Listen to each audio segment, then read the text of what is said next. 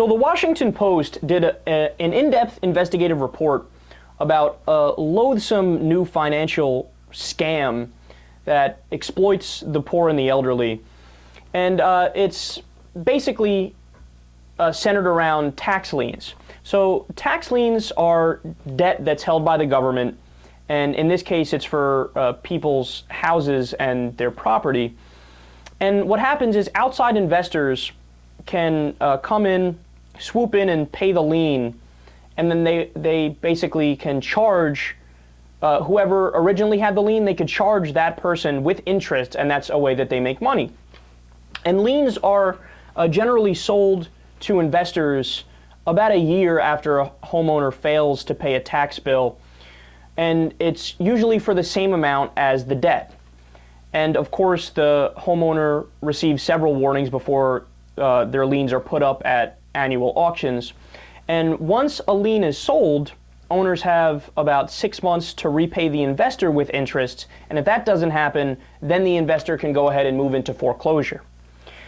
Now, look, it's a questionable practice and business to be in, and it's somewhat sketchy. But at least how I described it so far, there's enough rules and regulations to make it tolerable. Or even if it's not tolerable, it's understandable. You can argue for it. You can say, hey, if somebody doesn't pay their taxes for a year and then you give them another 6 months and you repeatedly warn them, then yeah, you foreclose, and you know, if a private investor gets involved, it is what it is, right? But get this, starting in 2001, they deregulated the industry, and they said, hey, look, you don't need to wait 6 months and give people a chance to pay you back. If a private investor buys up a tax lien, they can go ahead and go right into the foreclosure process. Well, now you're getting really sketchy, because there could be, you know, how many extenuating circumstances where somebody could say, look, I didn't get the notices in the mail, or there was some sort of, you know, paperwork mess up, and I didn't even know, and now all of a sudden somebody's foreclosing on my house, and I didn't even have a chance to pay it back. So investors and companies, as soon as the industry was deregulated, started doing two things. The first thing they did is they would buy up liens and immediately charge people penalties, rates, and fees that would increase the original tax bill that they owed by 1,000% or more. So it was essentially price gouging, and they made it purposefully so that people couldn't pay it back. So they would either do that, or they would just immediately foreclose and kick people out to the streets. Now, this is disgusting and this is grotesque, but when you hear the specifics, it gets even worse. There was one 65-year-old flower shop owner who lost his Northwest Washington home of 40 years after a company from Florida paid his back taxes, which was a grand total of $1,025, and then took the house through foreclosure while this guy was in hospice care and he had cancer. Stay classy. There was also a 95-year-old church choir leader who lost her family home to a Maryland investor over a tax debt of $44.79. And this was all happening while she was struggling with Alzheimer's in a nursing home.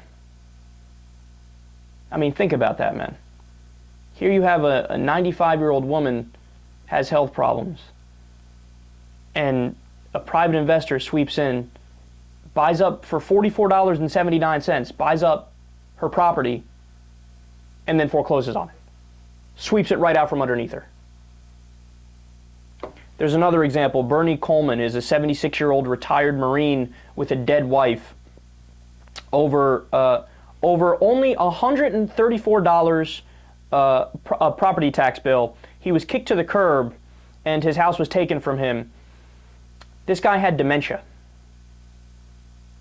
They took this guy's house and he has dementia, 76 years old. They just kicked his ass to the curb. Now, remember, $134 property tax bill was what he was late on, right?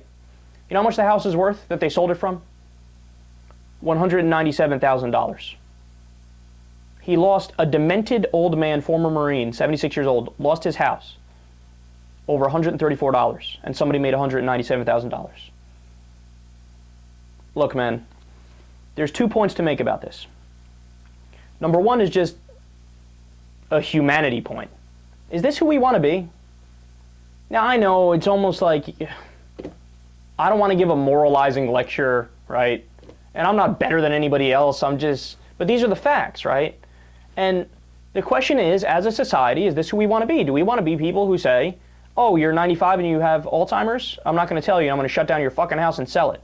Oh, you're a Marine, a former Marine, and you're 76 and you have dementia? That sucks for you. I'm selling your house. Sorry. Over 134 bucks. So point number one is that people could be predatory assholes and they don't care about anything but making a buck, even if it means disrespecting our best and brightest and our bravest, right? Our former Marines, even if it means that, and even if it means disrespecting our elderly, who we should be honoring in their golden years, and they should have respect and dignity in their retirement, right? But the second point is, this is your deregulation at work. Look, all you need is to have a fully staffed department that looks over things like this and says, okay, that's not okay, that's not okay. You have to give this guy an extra warning. You have to have a different process by which you can go through where somebody who's 76 and has dementia doesn't end up being kicked out on the street. I mean, this is obvious, man. This is obvious. This is common sense.